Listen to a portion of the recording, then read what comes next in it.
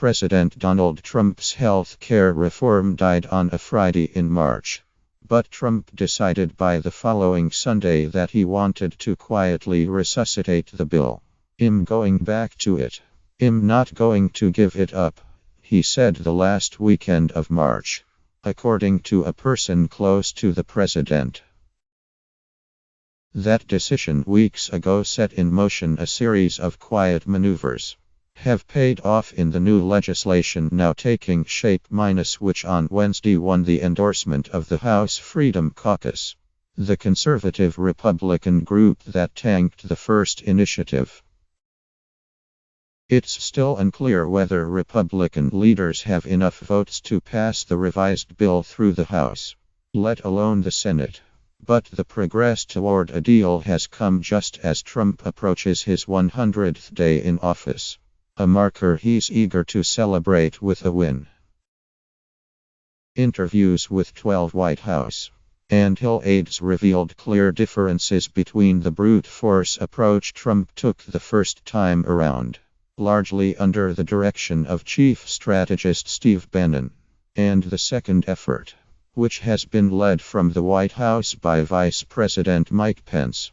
It's featured less presidential involvement, a softer sell to all sides, and no fixed deadline just the clear hope of getting a bill to the floor. Trump's first 100 days were up. In a series of conversations with Bannon, Chief of Staff Reince Priebus, Office of Management and Budget Director Mick Mulvaney, and Vice President Mike Pence in the wake of the failed March health care negotiations, Trump conveyed that they should reach out to the Freedom Caucus, the moderate Tuesday group, and House leadership to see if there was a way to save the bill. But first, there was a cooling off period, with no contact between Trump administration officials and Freedom Caucus Chairman Mark Meadows, according to a staffer. The Thursday after the collapse of the first bill, the president singled out Meadows and two other prominent Freedom Caucus members in a tweet. "If at Rep. Mark Meadows, at Jim Jordan, and at Raul Labrador would get on board, we would have both great health care and massive tax cuts and reform." Meanwhile, White House Legislative Affairs Director Mark Short was doing soul-searching with his team, which included drafting a memo on lessons learned from the first health care push for future battles. They decided that the White House would have to drive the agenda, rather than letting Republicans in Congress take the lead. They also needed better coordination with outside conservative groups, which opposed the first bill, and made clear to members of Congress that they would support anyone who bucked the president. "I think a lot of people had the sense of not accomplishing our goal," said Short. "I think there was a collective interest to revisit it."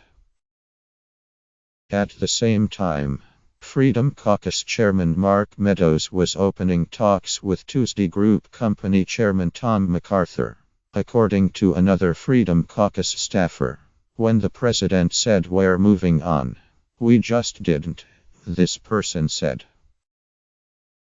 One White House official involved in the second attempt described the evolution of the new bill as more of a creep back into existence, driven by the Freedom Caucus and nudged along by Pence and the White House legislative team. Ryan took a backseat role, according to a leadership aide. "The speaker was involved but not very hands-on in this process," said the aide. "We were monitoring the situation from the speaker's perspective. He was encouraging them to make progress." But Ryan's health care advisor Matt Hoffman was key in mediating between Meadows and MacArthur, and making sure they were on track, according to the aide. On Monday, April 3, Meadows invited Pence to speak to the Freedom Caucus on Hill. The vice president floated the idea of a waiver for states to opt out of insurance regulations, drive up premiums. The following night, Pence met with the Tuesday group on the Hill where they insisted on including a high-risk pool to deal with patients with pre-existing conditions, a politically palatable way to preserve one of the most popular elements of Obamacare. Just before the Easter recess, House Majority Leader Kevin McCarthy, Ryan Pence and senior White House aides met in Priebus office, where they agreed to put the amendment proposed by Freedom Caucus members David Schweikert, R.S., and Gary Palmer, R.A., before the Rules Committee the next day as a way to show that progress was being made. Before they left for recess, Ryan committed to Trump that if they had the votes, he would bring the bill back to the floor after recess. As the talks progressed, the White House abandoned its earlier high-pressure sales tactics in favor of a softer approach. Before the first deadline, Trump used the Oval Office to woo lawmakers who were on the fence about the bill, bringing members of Congress in for meetings. But instead of engaging with their policy concerns, the president was focused on striking a deal, according to officials who were in the room for the meetings. In one particularly tense episode, Trump had a back and forth with Tuesday Group Chairman Charlie Dent, who said, "Honestly, I'm still not there. I'm not there." The president was saying, "We have to get a win," and that was his pitch, the official said. He said, "No one is getting what they want here. But we have to get a deal. We have to get a win."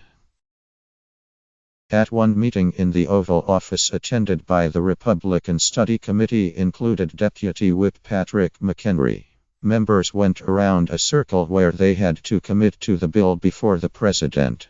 Rep. Robert Ederholt, R.A., was hesitant because of QBO scoring would show premiums rise for the elderly. "I want to hear the president say he needs my support for the bill," said Ederholt, whose district voted overwhelmingly for Trump, according to 3 people who were in the room. Trump acceded. But when that wasn't enough, McHenry said, "Now look at the president and tell him you are going to vote for the bill."